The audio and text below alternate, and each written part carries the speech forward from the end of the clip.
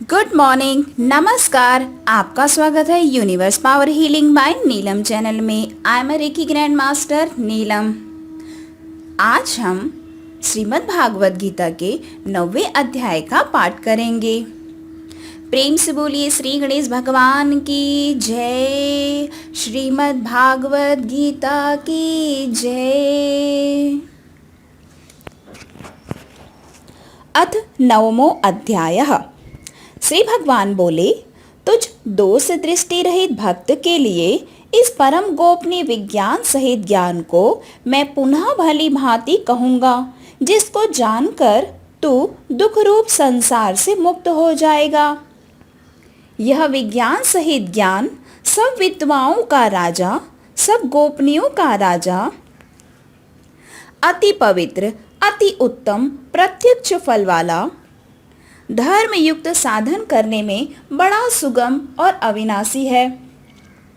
हे परम तप, इस उपयुक्त धर्म में श्रद्धा रहित पुरुष मुझको न प्राप्त होकर मृत्यु रूप संसार चक्र में भ्रमण करते रहते हैं।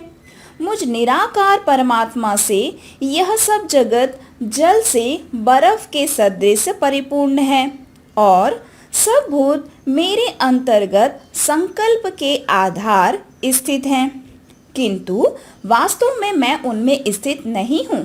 वे सब भूत मुझ में स्थित नहीं हैं, किंतु मेरी ईश्वरी योग शक्ति को देख कि भूतों का धारण पोषण करने वाला और भूतों को उत्पन्न करने वाला भी मेरा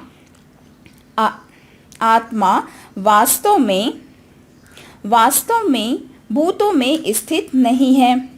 जैसे आकाश से उत्पन्न सर्वत्र विचरने वाला महान वायु सदा आकाश में ही स्थित है, वैसे ही मेरे संकल्पों के द्वारा उत्पन्न होने से संपूर्ण भूत मुझ में स्थित है, ऐसा जान। हे अर्जुन, कल्पों के अंत में सब भूत मेरी प्रकृति को प्राप्त होते हैं, अर्थात प्रकृति में ही लीन हो जाते हैं और कल्पों के आदि में उनको मैं फिर रचता हूँ। अपनी प्रकृति को अंगीकार करके स्वभाव के बल से परतंत्र हुए संपूर्ण भूत समुदायों को बार बार उनके कर्मों के अनुसार ही मैं रचता हूँ। हे अर्जुन, उन कर्मों में आसक्ति रहित और उदासीन के सदृश स्थित मुझ परमात्मा को वे कर्म कभी नहीं बांधते हैं। हे अर्जुन, मुझ अधिष्ठाता के सकाश से प्रकृति चराचर सहित सर्व जगत को रचती है और इस हेतु से ही यह संसार चक्र घूम रहा है। मेरे परम भाव को न जानने वाले मूढ़ लोग मनुष्य का शरीर धारण करने वाले मुझ संपूर्ण भूतों के महान ईश्वर को तुच्छ समझते हैं, अर्थात अपनी योग माया से संसार के उद्धार के लिए मनुष्यों में विचरते हुए मुझ परमेश्वर को साधारण मनुष्य मानते हैं। वे व्यर्थ आशा, व्यर्थ कर्म और व्यर्थ ज्ञान वाले विक्षिप्त चित्त अज्ञानी जन राक्षसी, आसुरी और मोहनी प्रकृति को ही धारण किए रहते हैं। परंतु हे कुंती पुत्र, दैवीय प्रकृति के आश्रित महात्मा जन मुझको सब भूतों का सनातन कारण और नाश रहित अक्षर स्वरूप जानकर अनन्य मन से युक्त होकर निरंतर भजते हैं।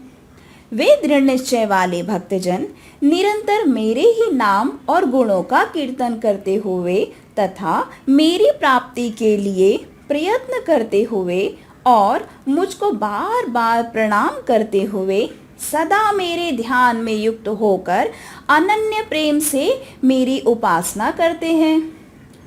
दूसरे ज्ञान योगी मुझ निर्गुण निराकार ब्रह्मा का ज्ञान यज्ञ के द्वारा अभिन्न भाव से पूजन करते हैं और मेरी उपासना करते हैं, और दूसरे मनुष्य बहुत प्रकार से स्थित मुझ विराट स्वरूप परमेश्वर की अलग अलग भाव से उपासना करते हैं।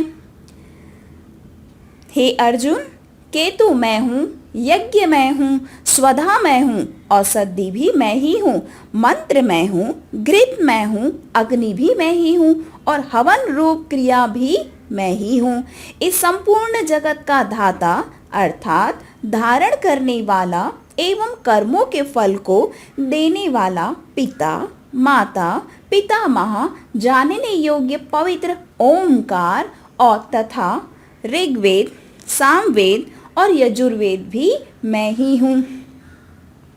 प्राप्त होने योग्य परम धाम भरण पोषण करने वाला, सबका स्वामी, शुभाशुभ का देने वाला, सबका वास स्थान, शरण लेने योग्य, प्रत्युपकार न चाहकर हित करने वाला, सबकी उत्पत्ति प्रलय का हेतु, स्थिति का आधार, निधान और अविनाशी कारण भी मैं ही हूँ। मैं ही सूर्य से तपता हूँ, वर्षा का आकर्षण कराता हूँ और उसे बरसाता हूँ। हे अर्जुन, मैं ही अमृत और मृत्यु हूँ और सत असत भी मैं ही हूँ। तीनों वेदों में विधान किए हुए सकाम कर्मों को करने वाले, सोम रस को पीने वाले, पाप रहित पुरुष मुझको यज्ञों के द्वारा पूज कर स्वर्ग की प्राप्ति चाहते हैं। वे पुरुष अपने पुण्यों के फल रूप स्वर्ग को प्राप्त होकर स्वर्ग में दिव्य देवताओं के भोगों को भोगते हैं। वे उस विशाल स्वर्ग को भोग कर पुण्य चिन्ह होने पर मृत्यु लोक को प्राप्त होते हैं। इस प्रकार स्वर्ग के साधन रूप तीनों वेदों में कहे हुए सकाम कर्म का आश्रय लेने वाले और भोगों की कामना वाले पुरुष बार बार आवागमन को प्राप्त होते हैं, अर्थात पुण्य के प्रभाव से स्वर्ग में जाते हैं और जब पुण्य क्षीण हो जाता है तो मृत्यु लोक में वापस आ जाते हैं। जो अनन्य प्रेमी भक्तजन मुझ परमेश्वर को निरंतर चिंतन करते रहते हैं, निष्काम भाव से भजते हैं, उन नित्य निरंतर मेरा चिंतन करने वाले पुरुष का योगक्षेम मैं स्वयं प्राप्त कर देता हूँ। हे अर्जुन, यद्यपि श्रद्धा से युक्त जो सकाम भक्त दूसरे देवताओं को पूजते हैं, वे भी मुझको ही पूजते हैं, किंतु उनका वह पूजन अवधि पूर्वक अर्थात अज्ञान पूर्वक है, क्योंकि संपूर्ण यज्ञों का भोक्ता और स्वामी भी मैं ही हूँ, परंतु मुझ परमेश्वर को तत्व से नहीं जानते वे लोग इसी से गिरते हैं, अर्थात पुनर्जन्म को प्राप्त होते हैं। देवताओं को पूजने वाले देवताओं को प्राप्त होते हैं, पितरों को पूजने वाले पितरों को प्राप्त होते हैं, भूतों को पूजने वाले भूतों को प्राप्त होते हैं और मेरा पूजन करने वाले भक्त मुझको ही प्राप्त होते हैं। इसलिए मेरे भक्तों का कभी भी पुनर्जन्म नहीं होता है। जो कोई भक्त मेरे लिए प्रेम से पत्र, पुष्प, फल, जल आदि अर्पण करता है, उस शुद्ध बुद्धि निष्काम प्रेमी भक्त का प्रेम पूर्वक अर्पण किया हुआ वह पत्र, पुष्पादि मैं सगुण रूप से प्रकट होकर प्रीति सहित खाता हूँ। हे अर्जुन, तू जो कर्म करता है, तू जो खाता है, तू जो हवन करता है, तू जो दान देता है और तू जो तपस्या करता है, वह सब मेरे अर्पण कर। इस प्रकार जिसमें समस्त कर्म मुझ भगवान के अर्पण होते हैं, ऐसे संन्यास योग से युक्त चित्त वाला तू शुभाशुभ फल रूप कर्म बंधन से मुक्त हो जाएगा और उनसे मुक्त होकर तू मुझको ही प्राप्त होगा। मैं सब भूतों में संभाव से व्यापक हूँ, ना कोई मेरा अप्रिय है ना कोई मेरा प्रिय है, परंतु जो भक्त मुझको प्रेम से भजते हैं वे मुझ में हैं और मैं भी उनमें प्रत्यक्ष प्रकट हूँ। यदि कोई अतिशय दुराचारी भी अनन्य भाव से मेरा भक्त होकर मुझको भजता है तो वह साधु ही मानने योग्य है, क्योंकि वह यथार्थ निश्चय वाला है, अर्थात उसने भली भांति निश्चय कर लिया है कि परमेश्वर के भजन के समान अन्य कुछ भी नहीं है। वह शीघ्र ही धर्मात्मा हो जाता है और सदा रहने वाली परम शांति को प्राप्त होता है। हे अर्जुन, तू निश्चय पूर्वक सत्य जान कि मेरा भक्त कभी भी नष्ट भ्रष्ट नहीं होता।